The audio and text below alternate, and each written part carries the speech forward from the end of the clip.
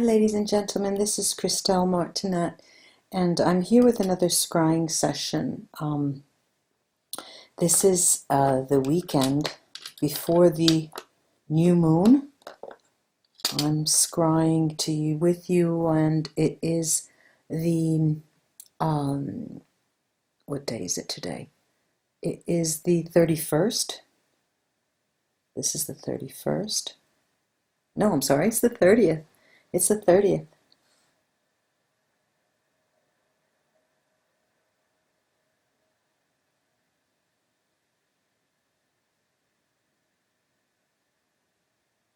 Pre-new moon.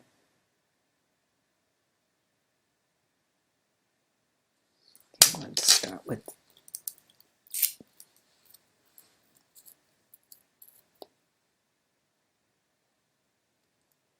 this is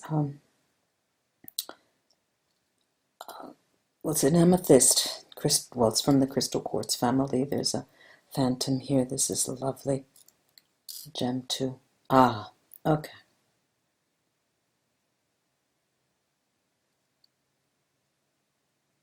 There seems to be a little more order, and I put that in inverted commas, a little more order with respect to the past period. You know, it has been crazy, literally crazy. I felt the energy so much through my clients, through people who I've read with, through people I've interacted with my soul work. And what I'm finding is a lot of attached negativity. And also, as a reaction of that, there seems to be some obsessive behavior, you know. And even yesterday it seemed to let up, but here I seem to see there's more order. There's order out of the chaos, because there is, it's a chaotic time, and but there is some kind of structure here that we're going toward. Less fear. Okay, that's what it is. It's less fear than the previous times.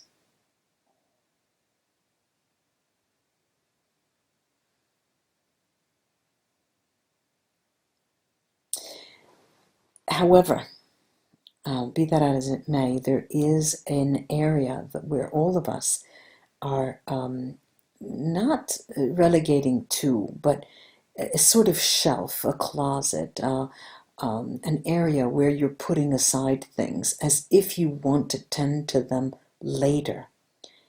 They shouldn't bother you now, and this is what, you know, you're moving this to that particular area off to the side, because it is off to the side. It's there so you can see it. And like I said, there's structure here. There's regularity. There seems to be sort of order.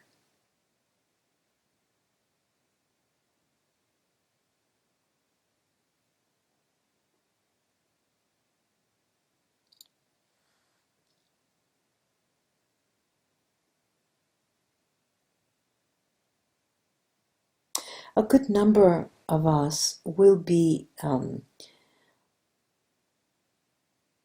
quite alone during this period, but rightfully so. And finally, you know, a lot of us will be counting our blessings for finally being alone and with less responsibilities. But that alone time, you're going to start honoring alone time, and that is a lot of us. A lot of us, if not it's precisely on the second. The second, the third is where you are freeing yourself up more and taking a break from yourself, and taking a break from those around you and the responsibilities. In your mind, I'm saying, okay, probably many of you will be going on vacation, but no, then this is a mental perspective that I'm seeing a shift in.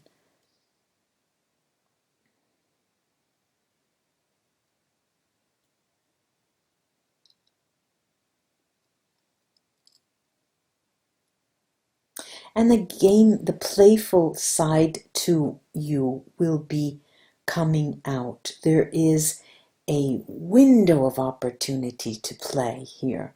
As we approach this new moon, You have in that closet, on that shelf, in that corner, you've put away things you don't want to deal with now. But what I'm seeing here is coming up to a really pleasant, I see a dollhouse, as if it were a dollhouse. You're going into a place that you've constructed or you've created, and it is a fine, it's sort of an area where you have taken care of it. You've made it the way you want it to look, and it's set in stone. It's almost, it looks like a plastic in the sense of hard, but then plastic in the sense of malleable. When we talk about plastic things in physics, it's there's here two floors here. There are two floors to the house that you want to play in. Okay, now I'm speaking metaphorically, but there is on the ground floor something that is public. You're accepting guests. You can, on that floor, on the main area, see people, see guests, be your outward self. The underground holds for you a mirror image of what's up top, where you can, however, be alone.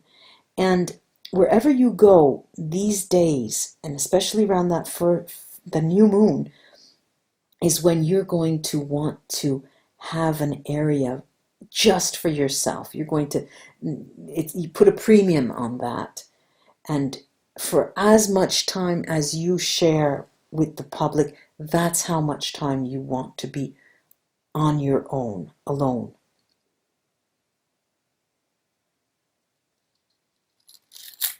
There's somewhat of a purging element in these days leading up to the new moon, as if, the feeling of finally cleaning out debris, energetic debris, clearing your very soul of baggage that hasn't served you at all.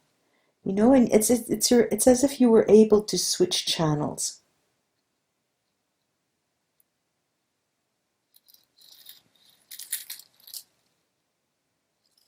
Let's see.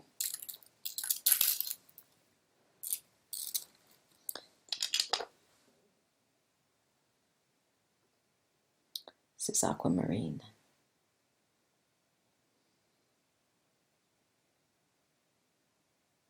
Never fails, the aquamarine is probably by far the gemstone, the crystal that clarifies things for me. And as much as you try, and much as you may, and much as you want, you will be surrounded by people. It's as if you have obligations coming up around, the Monday. This is a Saturday, the Sunday, the Monday. There are obligations that you have to tend to. And you're going to be plunged into that. But at the same time, at a different level, perhaps at a different timeline, you are purging yourself of something that has influenced you for so many years, and you're doing it in an odd way. I say you as the collective you, but I include myself in this. We are doing it in a way that, let me give you an example. It's as if you're caught in a bind. You have to attend to something. It's a responsibility. You're caught up in a responsibility, and you're taking care of that. And it's overwhelming you to some degree every now and then. But your daughter, your son, your parents, your partnership, your boss, you're caught up in responsibilities. But at the same time,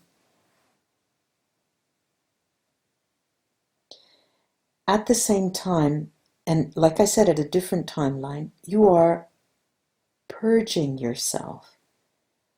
This takes the shape of many different ways. It takes it's quite different for all of us. There are people who do things that are out of their nature. If you're a swimmer, you will go try running. If you're a runner, you will go swimming that day. something as if you wanted to change the channel. And that ultimately is going to let you let go initially of some of your baggage. You're going to see that it does you so good, so good, that you're going to want to do that again and again. If you're a photographer, you'll want to go to the movies. If you're, let's say, if you are a businessman, you're going to want to go to a cemetery, something odd, different, going to places that you don't have to, but that for some reason they'll give you either a change of heart or peace of mind. And it's quite interesting because that will bring you much inspiration.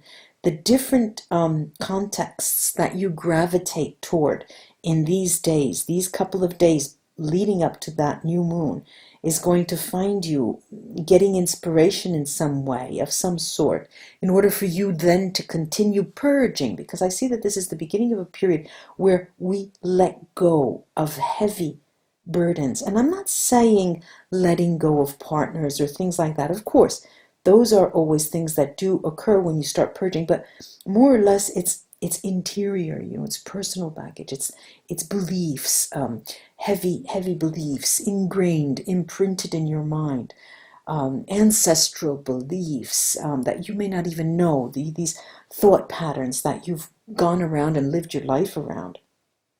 And you're starting to see them for what they are. And like I said, it's just the beginning. It's just the beginning. And those around you, what's so nice about it is that those around you are going to benefit so much from that, because they'll think, well, what is this person doing? And they'll gravitate toward you. You'll find that you will be attracting things naturally as you start purging. And or another word we could say, letting go of long felt passions that no longer serve you, services that you provide, or let's say goods that you sell, merchandise that you deal in. You're tired of that. You're tired of thinking that vitamins can change the world, for example.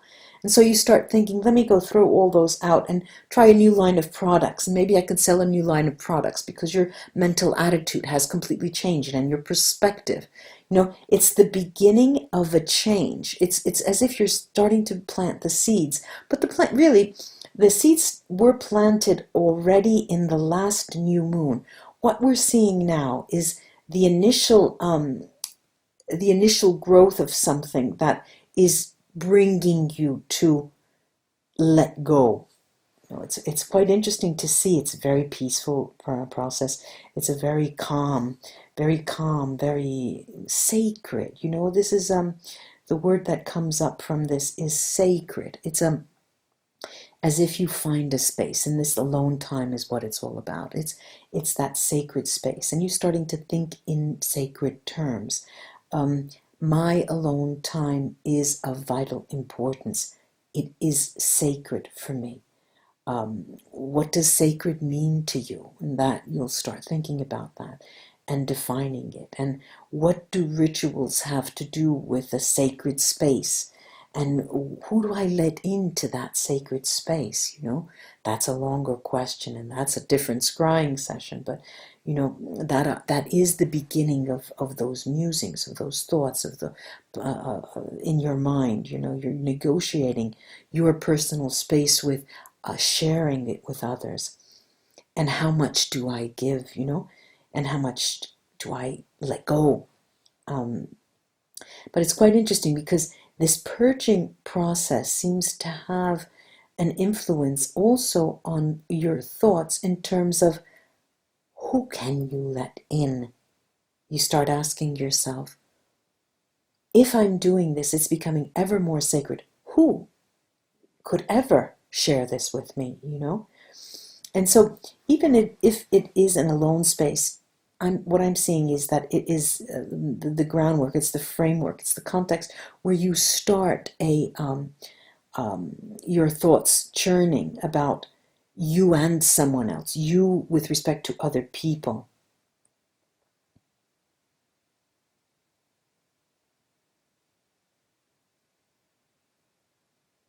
I don't see, I'm saying I don't see. Why am I saying it then? I don't see forgiveness.